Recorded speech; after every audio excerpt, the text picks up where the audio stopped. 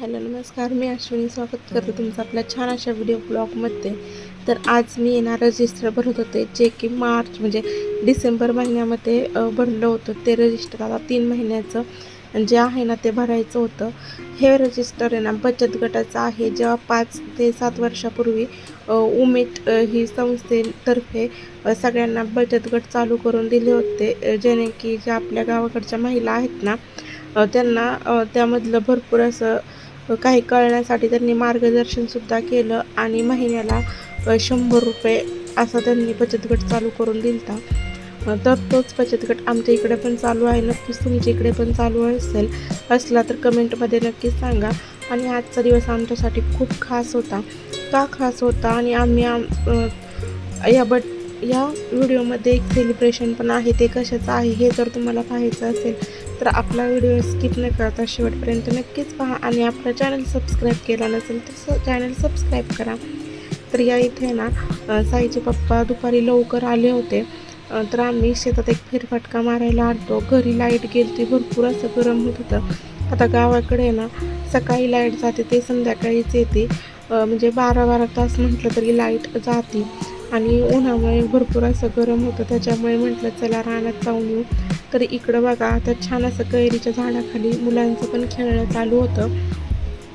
आणि याला भरपूर अशा कैऱ्या लागलेल्या आहेत. तर लहान मुलांचं कसं असतं की आपल्या रानातलं एखादं फळ तोडून खाणं हे खरंच लहान मुलांसाठी खूप आनंदाची गोष्ट असते. तर बऱ्याचशा ज्या कैऱ्या आहेत ना त्या गळून पडल्या होत्या. तर चला एक छोटासा म्हणजे फेरफटका तुमच्यासोबत शेअर करते. तर या इथे ना विहिरीतसुद्धा पाणी चालू होतं आणि हा घास आहे ना तो 2-3 आठवड्यापूर्वी टाकलेला आहे आपले जे बकऱ्या किंवा म्हैस आहे त्यांच्यासाठी. आणि हे कांदे ज्यावेळेस लहान होते त्याला पाणी चालू होतं त्यावेळेस मी तुमच्यासोबत त्याचा व्हिडिओ शेअर केला होता. तर बघा आता हे कांदे किती मोठे झालेले आहेत आणि लवकरच ते काढायला पण येतील. या जांभळाला पण भरपूर असा मोहर लागलेला आहे. आता एप्रिल-मेमध्ये याला भरपूर असे जांभळं लागतील, जे त्याचा सडा म्हणजे ह्या झाडाखाली भरपूर असा जांभळाचा सडा पडतो.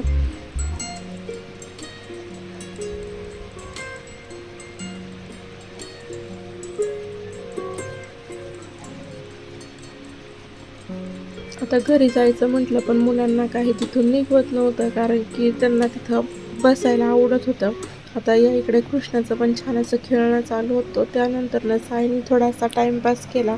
इथंच आम्ही 1-2 तास घालवले आणि त्यानंतर लगेच घरी आलो, कारण की कृष्णाचा आज पहिलाच वाढदिवस होता आणि तो आम्हाला साजरा करण्यासाठी बाहेर जायचं होतं.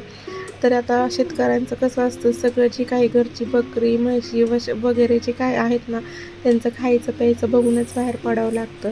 तर या इथे आता बकऱ्यांना खायला टाकलं होतं. तिथलं सगळं झाडून वगैरे घेतलं, कारण की दारातच टाकलं होतं. आणि या इकडे भरपूर उन्हाचा मी चहा ठेवला, म्हणजे 4-4:30 वाजले असतील. तर आता बघा कृष्णाचं पण म्हणजे धडपड त्याची चालूच असते, दिवाणवर चढ खाली उतर. तर असं आम्ही घरी 2-3 जणांनीच त्याला ओवाळलं आणि छोटासा केक कापला. जास्त काही कुणाला सांगितलंच नव्हतं. त्यानंतर आम्ही बाहेर जायला निघालो. तर कुठे जाणार आहे ते सुद्धा तुम्हाला आता पुढे व्हिडिओमध्ये दिसेलच.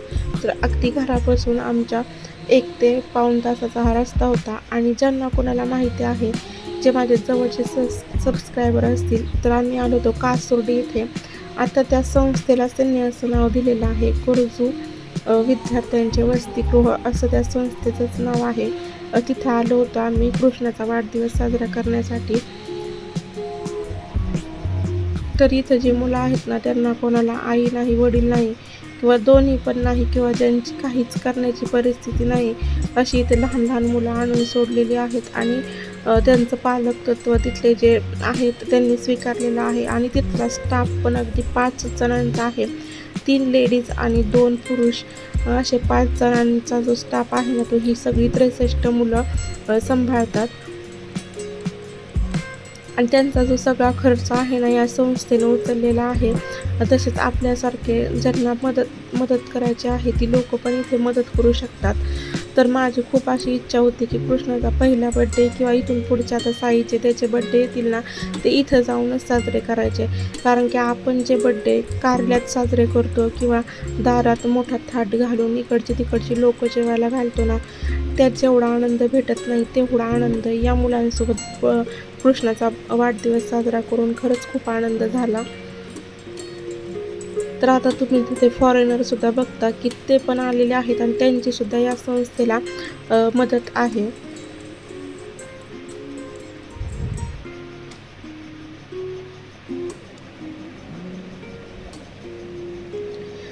तर या इथे आता बड्डे साजरा केल्यानंतर ना त्या मुलांना छोटासा खाऊ म्हणून केळी म्हणजे जसं की फळं किंवा बिस्किट पुडे, चॉकलेट, केक असा आम्ही छोटासाच खाऊ नेला होता. त्यानंतर आम्ही आपण घरी येताना मग बाहेर गेलो, हॉटेलमध्ये जेवण केलं आणि त्यानंतर घरी आलो. घरी येताना साईच्या म्हणजे कृष्णाच्या मामाने त्याच्यासाठी छोटंसं गिफ्टसुद्धा घेतलं होतं. तर अशा पद्धतीने आजचा हा छोटासाच आपला व्हिडिओ होता. आवडला असल्यास नक्कीच लाईक, शेअर आणि सबस्क्राईब करा. व्हिडिओ पाहिल्याबद्दल धन्यवाद.